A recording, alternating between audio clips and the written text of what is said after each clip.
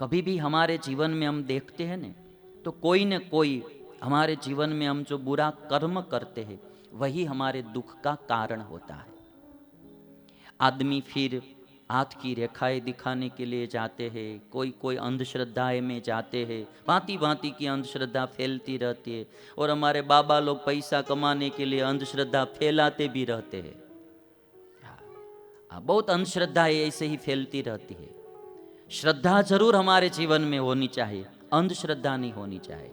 हमारे दुख का कारण जो है हमारा कर्म है। ये निषाद जो था, ये जो माने कि पारधी शिकारी, वो शिकारी ने एक पक्षी को मारा तो उसके कारण ऋषि का श्राप हुआ और श्राप के कारण वो दुखी हुआ। कभी भी हम देखेंगे हमारा कोई भी कर्म होगा, हम ऐसा अच्छा कर्म करेंगे तो उससे भगवान प्रसन्न होंगे, कोई साधु संत प्रसन्न होंगे, कोई बुजुर्ग लोग प्रसन्न होंगे, कोई भी प्रसन्न होगा तो वही सबसे बड़ा पुण्य कार्य है। किसी की प्रसन्नता होगी वही पुण्य है, और किसी कोई नाराज होगा हमारे कर्म से तो वही पाप है। हम जो कर्म करते हैं, क्रिया करते, वो क्रिया को देखकर ऊपर वाला ईश्वर एक ही है, वो ईश्वर प्रसन्न होंगे कि उन्होंने बहुत अच्छा कर्म किया। अभी आप देखिए हनुमान जी ने बहुत अच्छे कर्म किए तो राम कितने प्रसन्न हुए। आज भारत भर में, पूरे भारत देश में आप घूमेंगे, जितने राम के मंदिर नहीं है उतने हनुमान जी के मंदिर है। जहां राम का मंदिर होता है वहां तो हनुमान जी होते ही है, किंतु जहां हनुमान जी का मंदिर होता है वहां राम होते ही है ऐसी कोई गारंटी नहीं है। अपना मंदिर अकेले ही मंदिर में रहते हैं। तो हनुमान जी अच्छे कर्म करने, कभी भी उन्होंने राम का कार्य ही किया, कभी राम से कुछ भी मांगा नहीं है हनुमान जी ने। हनुमान जी ऐसे भक्त थे राम के कि उन्होंने हर पल राम की सहाय की, राम का कार्य किया, कभी भी राम से कुछ मांगा नहीं है। हनुमान जी की प्राकट्य की कथा वाल्मीकि रामायण में बहुत विस्तार से लिखी है, वो भी मैं एक दिन आपको सुनाऊंगा। किंतु हनुमान जी का जीवन वो हमको सिखाता है अच्छा कर्म करो, बस फल तो अपने आप ऊपर वाला देगा ही देगा।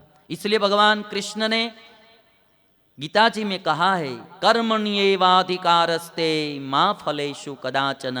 हे पार्थ, कर्म करने में तुम्हारा अधिकार है, फल में तुम्हारा अधिकार नहीं, वो मैं देने वाला हूं। भगवान बोलते हैं अच्छा कर्म करना है।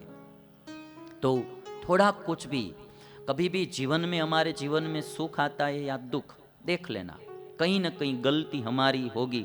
कोई निमित्त से आएगा दुख, किंतु मूल तो गलती हमारी होगी। और इसीलिए किसी ने कहा है कि कई झोली में फूल भरे, कई झोली में कांटे, कुछ तो कारण होगा, कुछ तो कारण होगा। भागवत में एक बहुत अच्छा प्रसंग आता है। पंचम स्कंद में परीक्षित राजा सुखदेव जी महाराज से पूछते हैं कि हे सुखदेव जी महाराज, इस दुनिया में कोई सुखी है, कोई दुखी है, कोई राजा है, कोई रंक है, कोई रोगी है, कोई निरोगी है, कोई धनवान है, कोई गरीब है, कोई एकदम स्वस्थ जीवन जीता है, कोई बुद्धिशाली है, कोई को बुद्धि नहीं है, किसी में बहुत सी कलाएं है, कोई में कुछ भी नहीं है। तो इतना व्यत्यास क्यों है इस दुनिया में, इतना वैचित्र्य क्यों है दुनिया में? कथम एतद् वैचित्र्यम, भागवत में पूछा गया। तो सुखदेव जी महाराज ने कहा, कर्म गतयः पृथक विधाः। हे परीक्षित, कर्म की गति सबकी न्यारी न्यारी है। जैसे जैसे जिसने कर्म किए है वैसा वैसा फल मिलेगा।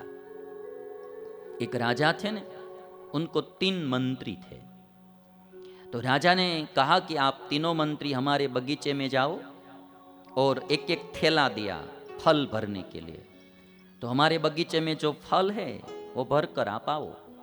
तो बड़ा बड़ा थैला दिया, तीनों मंत्री गए। तो एक मंत्री था ने पहले वाला, तो उसने सोचा कि अभी ये राजा तो क्या भेज रहा है, उस थैले का क्या करेगा, देखेगा भी नहीं, बस ऐसे ही हमको भेज दिया है। तो इतना बड़ा फल का थैला भरकर सिर पर उठाकर कौन जाएगा?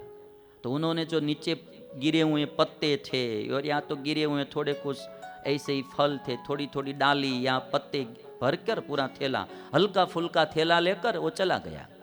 भारी थैला क्यों भरे हम, उठाना तो हमको ही। तो बस डाली पत्ते भर के चला गया। दूसरा मंत्री था तो उसने सोचा कि अब ऊपर चढ़कर अच्छे अच्छे फल कौन उतारे, ये जो नीचे गिर गए हैं, पक गए हैं, बिगड़ गए हैं, और नीचे गिरे हुए जो कुछ कच्चे पके बिगड़े हुए फल थे वो थैले में भरकर वो भी चल पड़ा।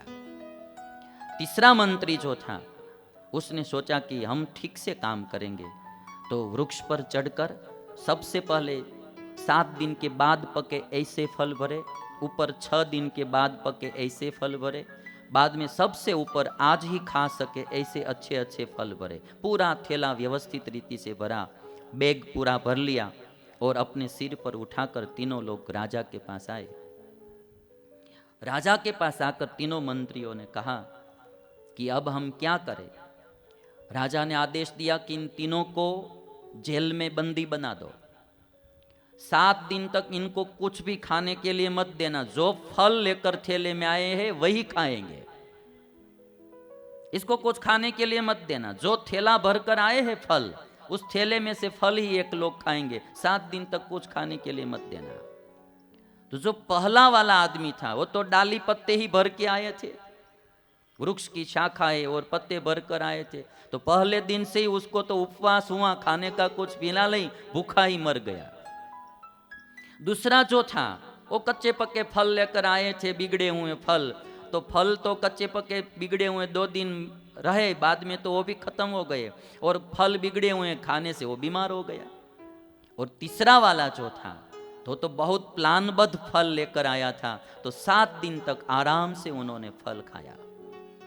तो ये जो दुनिया है ना भाई, इनके राजा भगवान है, हम सब मंत्री हैं।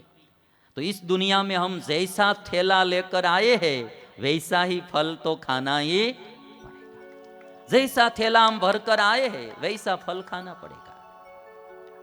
तो ये बात बहुत याद रखने जैसी है, जैसा फल हम लाए वैसा हमारा कर्म है, जैसा वैसा ही हमको फल मिलेगा।